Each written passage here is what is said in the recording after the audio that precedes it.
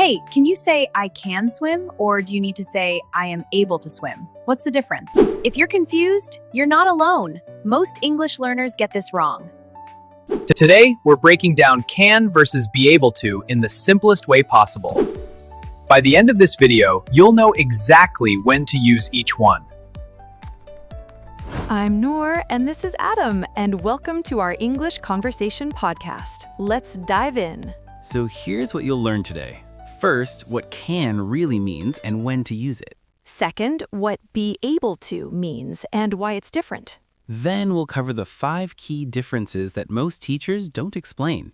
And finally, we'll practice with real conversation examples so you can start using them correctly today. And hey, if this video helps you, hit that like button. It really helps us create more lessons like this. Okay, let's start with can.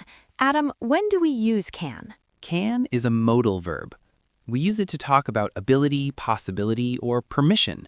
The great thing about can is it's super simple. It never changes form. Right. Whether you say I can, he can, they can, it's always can. No S at the end, no ing, nothing. Exactly. Let me give you some examples. I can speak 3 languages. That's ability. You can borrow my car tonight. That's permission. It can get really cold in winter here. That's possibility. So can has 3 main uses: ability, permission, and possibility. Now, here's something important. Can is very common in spoken English. We use it all the time. Yeah, and it's informal and friendly. When you're chatting with friends, can is your go-to word. But, and this is important, can only works in certain tenses. You can say, I can swim in present tense, and I could swim in past tense. But what about future? Can you say, I can swim tomorrow? No, that's wrong. You can't say will can. This is where be able to becomes really important. And we'll explain that in just a second. But first, quick question for you. In the comments below, write one sentence using can. It can be about anything: your abilities, permissions, possibilities. For example, I can cook Italian food, or I can play guitar, whatever you want. And we'll check the comments and reply to you. We love hearing from you guys. All right, now let's talk about be able to. This is where it gets interesting. So be able to means the same as can. It's about ability, but there's a key difference in how we use it. Right. Be able to is more flexible because it changes with different tenses and situations. Let me show you. I am able to swim, present tense. I was able to swim, past tense. I will be able to swim, future tense. See, be able to works in all tenses because it uses the verb be, which changes: am, is, are, was, were, will be. Exactly. And that's why be able to is so useful. You can use it when can doesn't work grammatically. Let me give you a perfect example. Imagine you're talking about the future. Next year, I will be able to speak English fluently. You can't say, I can speak English fluently. That's grammatically wrong. Right. Or how about this? I have been able to drive since I was 18. You can't say, can drive. That doesn't work with present perfect tense. So whenever you need a tense that can doesn't work with, you use be able to. Now, here's another thing. Be able to is more formal than can. If you're writing an email to your boss or giving a presentation, be able to sounds more professional. Yeah, like I will be able to attend the meeting tomorrow sounds better than I can attend the meeting tomorrow in a formal email. But in casual conversation, can is totally fine and actually more natural. All right, so now that we know what each one means, let's look at the 5 key differences. These 5 differences are super important because this is what most English learners don't know. If you understand these, you'll never confuse can and be able to again. Stick with us. This is the most important part. All right, difference number 1, tenses. Can works in present and past only. I can and I could. Be able to works in all tenses: past, present, future, present perfect, past perfect, everything. For example, I have been able to work from home. Present perfect, can doesn't work here. Or, I will be able to help you next week. Future, again, can doesn't work. So remember, limited tenses use can. All tenses use be able to.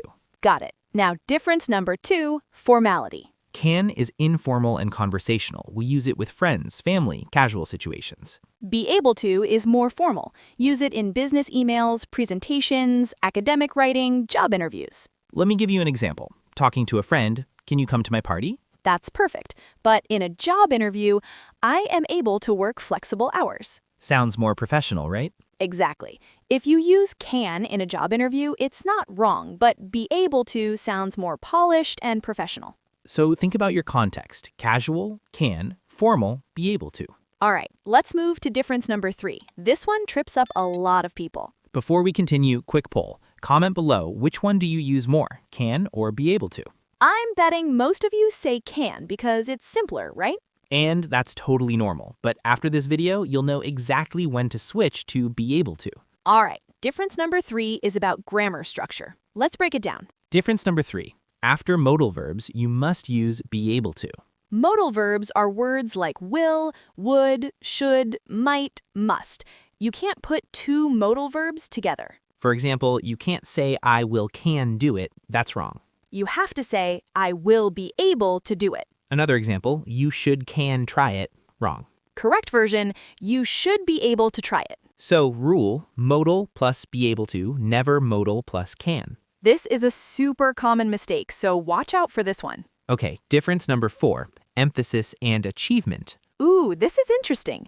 When you want to emphasize that you successfully did something difficult, use be able to. For example, after months of practice, I was able to play the piano perfectly. That emphasizes your achievement. You worked hard and succeeded. But if you just say I could play the piano, it sounds like a general ability, not a specific achievement. Right. I was able to fix my car yesterday. That's a specific success. I could fix my car, that's just a general ability. So when you want to highlight success or achievement, especially in the past, use be able to. And one more difference to go. This is a big one. Difference number 5, frequency in speaking versus writing. In everyday spoken English, can is king. We use it constantly because it's short and easy. Can you help me? I can do that. Can we go now? All spoken English. But in writing, especially formal writing, be able to appears more often. Academic papers, business reports, formal emails, you'll see be able to a lot. So if you're practicing conversation, focus on can. If you're writing essays or professional documents, use be able to more. Both are correct, but context matters. All right, so those are the 5 key differences. Now, let's practice with real conversations so you can hear how native speakers actually use these. This is where it all comes together. We're going to do 3 short conversations. Listen carefully to when we use can and when we use be able to. And pay attention to why we choose each one. Ready? Let's go. Okay, conversation 1, talking about the future. Hey, Noor, are you coming to the conference next month? I'm not sure yet. I might be able to come, but I need to check my schedule first. Notice she said might be able to, not might can. Modal verb plus be able to. Conversation 2, casual chat. Can you play any musical instruments? Yeah, I can play guitar and piano. That's cool. How long have you been able to play? I've been able to play guitar since I was 12. See, can you play in a simple question, but have been able to with present perfect tense. Conversation 3, talking about achievement. How was your driving test? Great, I was able to pass on my first try. Wow, congratulations. I know that was really stressful. Notice was able to pass. That emphasizes the achievement and success.